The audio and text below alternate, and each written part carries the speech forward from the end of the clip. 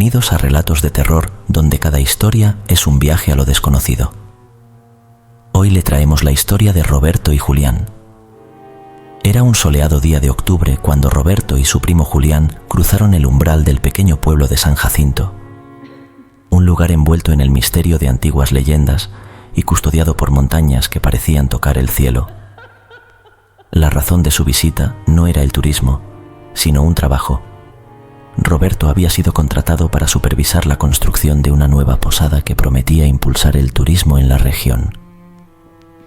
El vehículo en el que llegaron levantaba una estela de polvo a su paso por las calles de tierra, y mientras se aproximaban al centro del pueblo, los locales interrumpían sus actividades para observar a los recién llegados con una mezcla de curiosidad y cautela. Julián, siempre el más extrovertido de los dos, saludaba con entusiasmo desde la ventanilla, recibiendo en respuesta sonrisas tímidas y algunos saludos reservados. Al descender del coche frente a la plaza principal, fueron recibidos por don Ernesto, el alcalde del pueblo, un hombre de edad avanzada con una postura erguida y un sombrero que parecía tan antiguo como él mismo. «Bienvenidos a San Jacinto», comenzó don Ernesto con una voz que resonaba con una autoridad serena. «Esperamos que su estancia aquí sea fructífera y que el nuevo proyecto traiga bienestar al pueblo». Después de los saludos formales y la conversación sobre el proyecto, Roberto y Julián fueron conducidos a la posada local donde se hospedarían durante su estancia. Durante el camino, pasaron junto a una antigua iglesia que captó la atención de Julián. La estructura estaba enclavada en el corazón del pueblo. Sus puertas de madera estaban cerradas con grandes candados y ventanas tapiadas que impedían ver su interior. «Esa es la iglesia de San Isidro. Ha estado cerrada por años», comentó don Ernesto al notar la mirada inquisitiva de Julián. «Es un lugar que guarda muchas historias, no todas ellas agradables». Intrigado, Julián preguntó: «¿Por qué está cerrada? Parece que podría ser una atracción para los visitantes». Don Ernesto suspiró, una sombra cruzando su semblante. «Es mejor dejar algunas cosas en paz, joven. Hay secretos en ese lugar que los antiguos prefieren mantener ocultos. En San Jacinto, algunas puertas es mejor no abrirlas». Esa noche, mientras cenaban en la pequeña posada, la curiosidad de Julián no hizo más que crecer. El aire se llenó con el susurro de las conversaciones de los locales. Cada mirada ocasional hacia la iglesia cerrada parecía cargar un peso de historias no contadas. Roberto, por su parte, se mostraba más interesado en los planos de la construcción, pero sabía que su primo no descansaría hasta descubrir qué misterios guardaba la vieja iglesia de San Isidro. Una semana había pasado desde la llegada de Roberto y Julián a San Jacinto. El proyecto de la posada avanzaba sin contratiempos, y el par había comenzado a familiarizarse con los lugareños y sus costumbres. Sin embargo, la curiosidad de Julián sobre la iglesia cerrada no se había apaciguado. Al contrario, crecía con cada historia velada y mirada esquiva que recibía al mencionarla. Una tarde de viernes, después de una larga jornada de trabajo, los obreros del pueblo y los forasteros se reunieron alrededor de una fogata en la plaza cerca de la obra. La atmósfera era de camaradería, con la música de una guitarra acompañando anécdotas y chistes. Entre risas y el crujir del fuego, Julián aprovechó la oportunidad para sacar el tema que le quemaba por dentro. «Entonces, ¿nadie va a decirme por qué esa iglesia está siempre cerrada? Parece que todo el pueblo tiene miedo solo de pasar por su lado», preguntó Julián, tratando de mantener un tono ligero, pero su voz denotaba un deseo genuino de entender.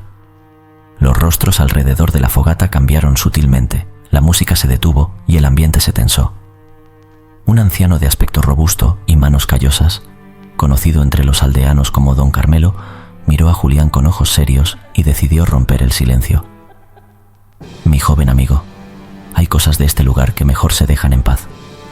Esa iglesia lleva más de un siglo entre nosotros y las historias que guarda no son para los débiles de corazón», comenzó don Carmelo, sus palabras cargadas de un respeto casi palpable por la tradición.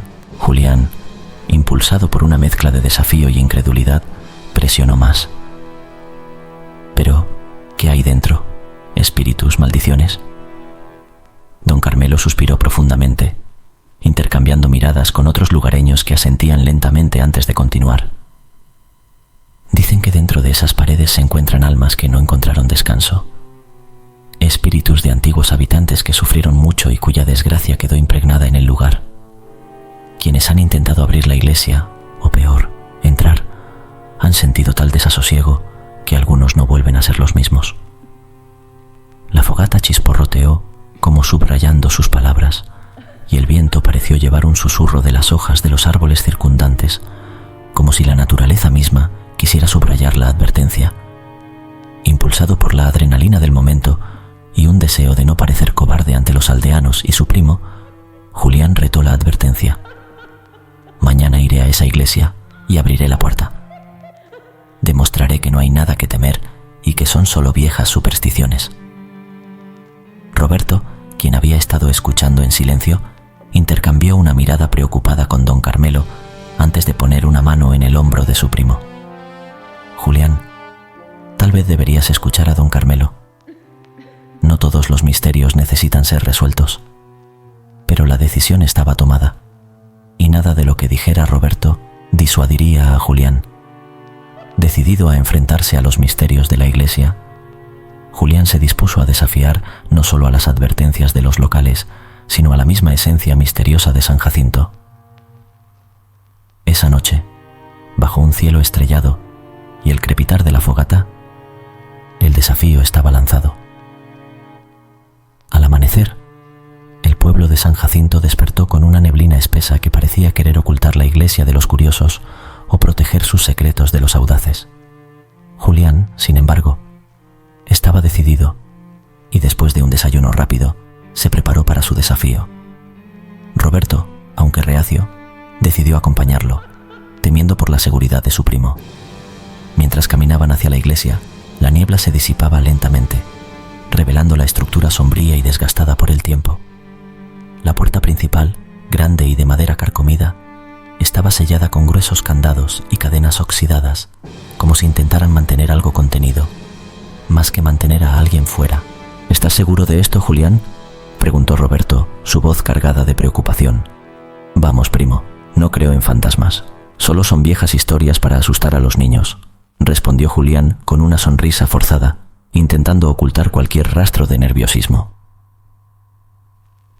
Con determinación, Julián sacó de su mochila unas herramientas que había preparado para la ocasión y comenzó a trabajar en los candados.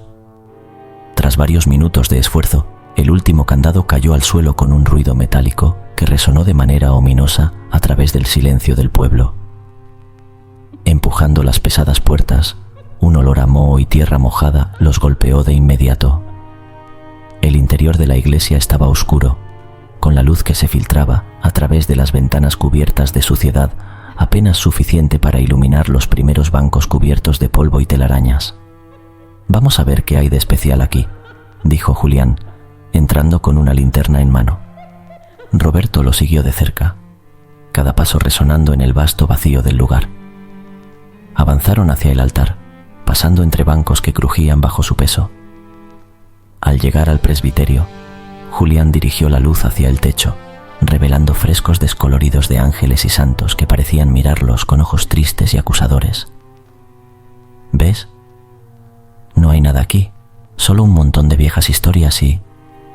Julián se detuvo de repente. Su linterna había capturado algo en el rincón detrás del altar, una pequeña puerta de madera que parecía llevar a la sacristía. Curioso, se acercó a la puerta, empujándola con cautela. El sonido de las bisagras chirriantes rompió el silencio como un grito. Detrás de la puerta encontraron una escalera que descendía a la oscuridad. «Debe llevar al sótano o a alguna cripta», murmuró Roberto, claramente nervioso. «Vamos a ver», dijo Julián, comenzando a descender. La escalera era estrecha y el aire se volvía más frío con cada paso. Al llegar al final, se encontraron en un espacio pequeño y circular, en el centro del cual había un viejo sarcófago de piedra. Julián se acercó, iluminando el sarcófago con la linterna. De repente, una sombra pasó detrás de ellos, rápida como un susurro. Julián se giró rápidamente, pero no había nada más que la oscuridad pulsante. ¿Viste eso?, preguntó, su voz apenas un susurro. «Deberíamos irnos», insistió Roberto, su voz temblorosa. Julián asintió, sintiendo por primera vez la posibilidad de que no estuvieran solos. Comenzaron a subir las escaleras, pero al llegar a la mitad, un frío gélido los envolvió, y una voz baja y susurrante llenó el aire, diciendo algo ininteligible. Corriendo hacia la salida, no se detuvieron hasta que estuvieron fuera de la iglesia, bajo la luz del sol que finalmente se abría paso a través de la niebla.